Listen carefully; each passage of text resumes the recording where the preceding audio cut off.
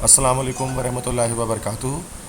My dear students, I am Naseem Zulfikar, your teacher, and right now I am solving the paper of DJS in Government Science College, first year chemistry.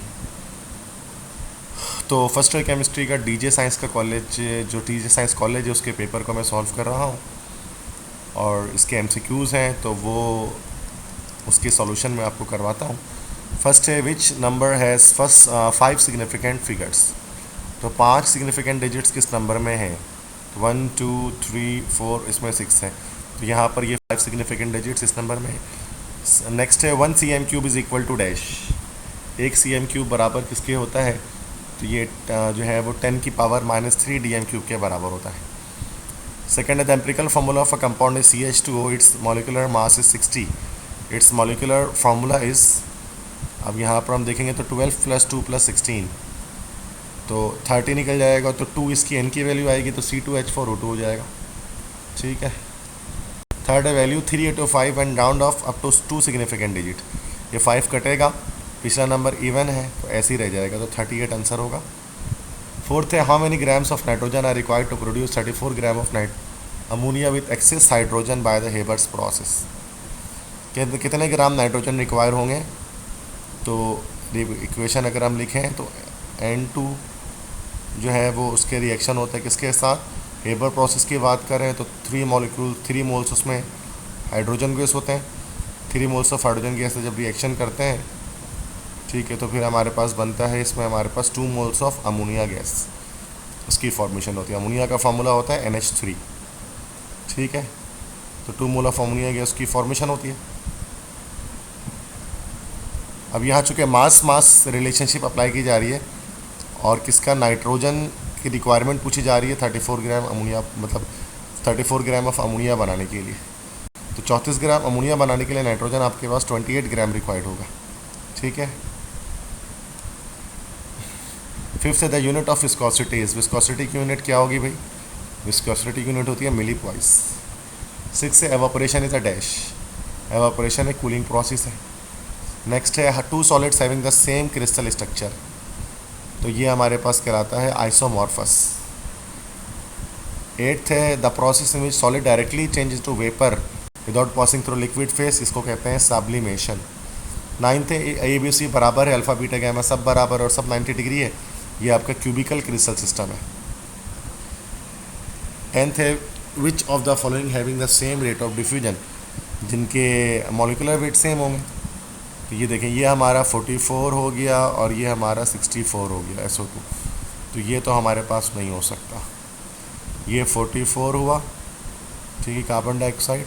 अभी देखना है 12 × 3 + 8, 12 3 = 36 और 36 + 8 आपके पास हो गया 44।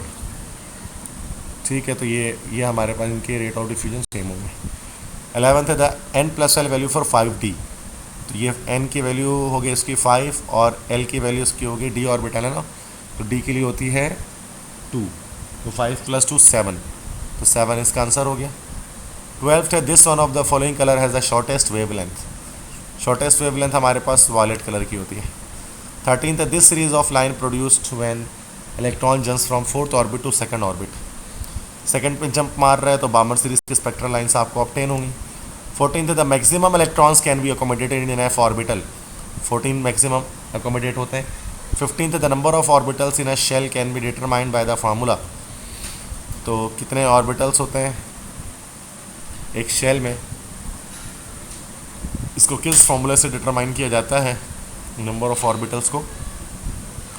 तो ये हमारे पास जो है वो N² से हम बता सकते हैं, ये N² फार्मूला है नंबर ऑफ ऑर्बिटल्स को डिटरमाइन करने का।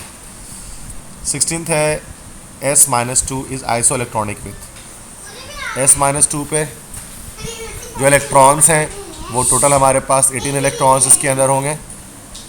ठीक है, 18 इलेक्ट्रॉन्स टोटल होंगे, तो यहाँ पर 10 है और उसके बाद और यहाँ पर जो है वो 10 इलेक्ट्रॉन है, तो 18 इलेक्ट्रॉन्स जो है वो यहाँ पर पोटेशियम में होंगे, तो पोटेशियम K+1 इसका करेक्ट आंसर है। नेक्स्ट उसके बाद जो है वो 17th है which atomic orbital is always involve in sigma bonding. तो सिग्मा बॉन्डिंग कौन करता है? सिर्फ s ऑर्बिटल हमेशा सिग्मा बॉन्डिंग करता है। 18th है in ethane molecule there are dash. Ethane के अंदर आप जानते हैं इथेन का स्ट्रक्चर अगर हम बनाएंगे तो कार्बन, डबल बॉन्ड कार्बन, उसके बाद 2 हाइड्रोजन इसके साथ और 2 हाइड्रोजन इसके साथ, टोटल 5 सिग्मा और 1 पाई बॉन्ड, 1 2 3 4 5 सिग्मा और 1 पाई बॉन्ड होगा, तो 5 sigma and 1 pi bond. 19th है the SI unit of dipole moment is dash. Dipole moment की एसआई यूनिट क्या होती है? तो डायपोल मोमेंट की एसआई यूनिट हमारे पास जो होती है वो होती है जो है वो कूलम मीटर। 20 है दिस मॉलिक्यूल है जीरो डायपोल मोमेंट। तो कार्बन डाइऑक्साइड का जीरो डायपोल मोमेंट है बिकॉज नॉन पोलर है। 21 है the bond angle is maximum in this molecule. Maximum bond angle CO2 में होगी जो 180 डिग्री है। 22 this is the intensive property. Intensity जो इंडिपेंडेंट ऑफ अमाउंट है वो डेंसिटी होगा। 23 हेस लॉ में भी use to calculate. Hess law को हम हीट ऑफ एंथैल्पी वैल्यू को कैलकुलेट करने के लिए इस्तेमाल करते हैं। 24th है एनी रियल और इमेजिनरी लाइन और wall which separates a system from its surrounding is called. उसको बाउंड्री कहा जाता है। 1 कैलोरी बराबर होता है 4.184 जूल के बराबर होता है। ठीक है, नेक्स्ट है 26 है the extent of reaction will be maximum for the KC value. जितनी ज़्यादा केसी की वैल्यू होगी उतना ज़्यादा हाई एक्सटेंट ऑफ रिएक्शन होगा, तो 103 करेक्ट आंसर है। 27 in the following reaction KP is greater than KC. अगर प्रोडक्ट के मोल ज़्यादा होंगे रिएक्टेंट से तो केपी ग्रेटर देन केसी हो जाएगा। तो प्रोडक्ट के मोल रिएक्टेंट से ज़्यादा कहाँ पर हैं? आपको सिर्फ यहाँ पर PCl5 वाले इक्वेशन में मिले होंगे। प्रोडक्ट के मोल ज़्यादा होंगे रिएक्टेंट से। वैसे तो प्रोडक्ट के मोल ज़्यादा केपी ग्रेटर देन केसी कब होता है? जब प्रोडक्ट के मोल ज़्यादा होते हैं रिएक्टेंट से। तो यहाँ पर भी प्रोडक्ट के मोल ज़्यादा है रिएक्टेंट से और यहाँ पर भी प्रोडक्ट नहीं, यहाँ पर नहीं, सही है, सिर्फ यही ऑप्शन हमारा सी ऑप्शन करेक्ट होगा। 28 if ratio between initial concentration of product and reactant is greater than given case value of KC. अगर ज़्यादा हो रेशो तो रिएक्शन बैकवर्ड मूव कर रहा होता है। 29 if value of KC is very large it shows. KC के लिए बहुत लार्ज है तो क्या होता है? रिएक्टेंट्स अनस्टेबल होते हैं और बहुत फास्ट रिएक्शन होता है। 30 है for exothermic reversible reaction with decrease in temperature. अगर एक्सोथर्मिक रिएक्शन हो तो टेम्परेचर डिक्रीज करने से रिएक्शन फॉरवर्ड शिफ्ट करता है।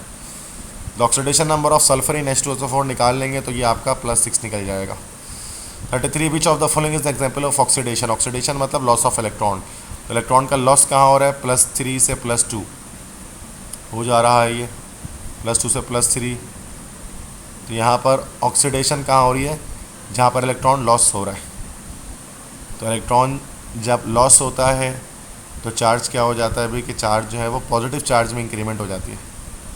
ठीक है, तो ये सेकंड वाली जो है वो ये हमारे पास ऑक्सीडेशन है, क्योंकि हम +2 से +3 हो रहा है, या चार्ज का बढ़ जाना भी ऑक्सीडेशन एक ही बात है।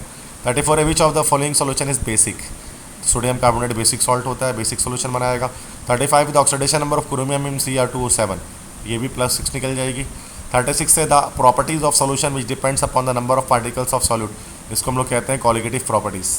37 है the change in concentration of reactant substance in unit time, जिसको हम लोग कहते हैं रेट ऑफ रिएक्शन।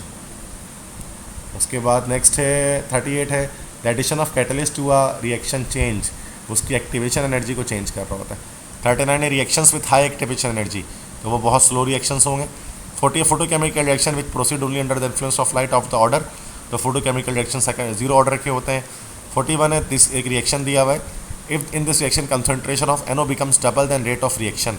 NO की कंसंट्रेशन डबल कर रहे हैं तो रेट ऑफ रिएक्शन कितना हो जाएगा? तो ये 4 टाइम्स 4 गुना बढ़ जाएगा, क्योंकि 2 NO है तो NO के रिस्पेक्ट से सेकेंड ऑर्डर रिएक्शन है। 42 internal energy of reactant is A is 12 and threshold is 31। Activation कितना होगा? 31 में से 12 माइनस कर दें, 31 लें 12 माइनस करें, ठीक है, तो 11 में से 2 गया 1 2 तो 9 बचा, और ये 2 में से 1 गया तो 1 बचा, 19 किलो जूल पर मोल। और कैपिलरी रिएक्शन किस वजह से होता है भाई? सरफेस टेंशन की वजह से होता है। तो ये 43 MCQs है DJ साइंस कॉलेज के, बाकी सेक्शन BC PDF में आप देख सकते हैं। ठीक है, तो दैट्स इट। अगर आपको ये लेक्चर पसंद आया है तो अपने फ्रेंड्स के साथ शेयर करें, मेरे चैनल को सब्सक्राइब करें और बेल आइकन प्रेस करें। इंशाल्लाह जल्द मुलाकात होगी नए लेक्चर के साथ। तब तक के लिए अपना बहुत ख्याल रखें। Best of luck for your exams. अल्लाह हाफिज़।